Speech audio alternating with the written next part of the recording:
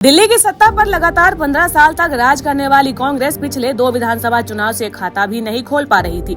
दोनों चुनाव में कांग्रेस की हालत ऐसी हो गई थी कि पार्टी की चर्चा कहीं भी नहीं हो रही थी, लेकिन इस बार चुनाव में कांग्रेस की भी चर्चा है।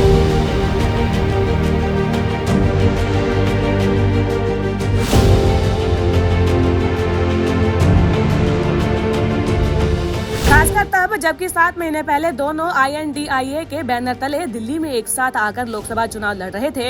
इन सब के बीच में इस समय चर्चा के केंद्र में 3 सीटें हैं, क्योंकि इन 3 सीटों पर भी कांग्रेस के साथ भाजपा और आप भी किसी कांग्रेस के ही भरोसे है। यहाँ पर तीनों पार्टियों में जीत किसी के भी प्रत्याशी की हो, लेकिन विजेता कोई कांग्रेसी विचारधारा वाला ही होगा।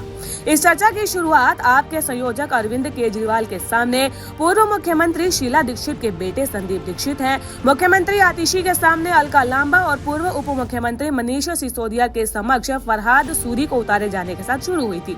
इसके बाद कांग्रेस नेता राहुल गांधी का अरविंद केजरीवाल पर हमलावर रुख का चर्चा कारण बना।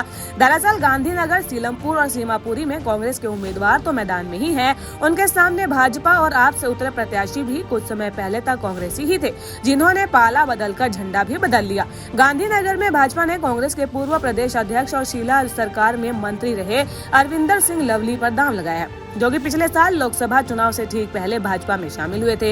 हालांकि अरविंदर सिंह लवली 2017 के निगम चुनाव में भी कांग्रेस छोड़कर भाजपा में आए थे, लेकिन बाद में घर वापसी कर ली थी। यहां से आपकी तरफ से ताल ठोक रहे नवीन कुमार दीपू भी 5 साल तक कांग्रेसी ही थे। 2020 के चुनाव में वो कांग्रेस छोड़कर आप में शामिल हो गए, चुनाव लड़े और हार गए।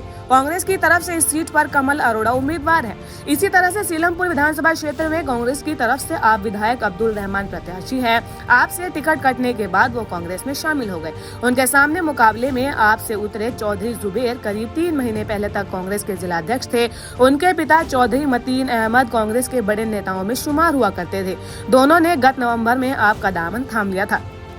तो अगर इस तरीके से समीकरणों को देखा जाए, जो कि नेता कांग्रेस छोड़कर आम आदमी पार्टी और भाजपा में गए हैं, अगर इनमें से कोई भी जीत जाता है तो ये कहना गलत ना होगा कि वोट चाहे किसी भी पार्टी को मिले, लेकिन जीत यहाँ पर कांग्रेस की होगी। बहरहाल ये देखने वाली बात होगी कि कौन सा पार्टी अपना यहाँ पर दामन बचा पाती है और कौन हार का सामना कर पाती है। खासकर तब जबकि 7 महीने पहले दोनों INDIA के बैनर तले दिल्ली में एक साथ आकर लोकसभा चुनाव लड़ रहे थे।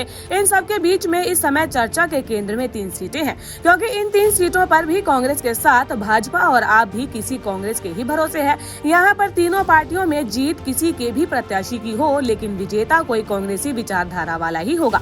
इस चर्चा की शुरुआत आपके संयोजक अरविंद केजरीवाल के सामने पूर्व मुख्यमंत्री शीला दीक्षित के बेटे संदीप दीक्षित हैं। मुख्यमंत्री आतिशी के सामने अलका लांबा और पूर्व उप मुख्यमंत्री मनीष सिसोदिया के समक्ष फरहाद सूरी को उतारे जाने के साथ शुरू हुई थी। इसके बाद कांग्रेस नेता राहुल गांधी का अरविंद केजरीवाल पर हमलावर रुख का चर्चा कारण बना। दरअसल गांधीनगर, सीलमपुर और सीमापुरी में कांग्रेस के उम्मीदवार तो मैदान में ही हैं। उनके सामने भाजपा और आप से उतरे प्रत्याशी भी कुछ समय पहले तक कांग्रेसी ही थे, जिन्होंने पाला बदलकर झंडा भी बदल लिया। गांधीनगर में भाजपा ने कांग्रेस के पूर्व प्रदेश अध्यक्ष और शीला सरकार में मंत्री रहे अरविंदर सिंह लवली पर दांव लगाया, जो कि पिछले साल लोकसभा चुनाव से ठीक पहले भाजपा में शामिल हुए थे।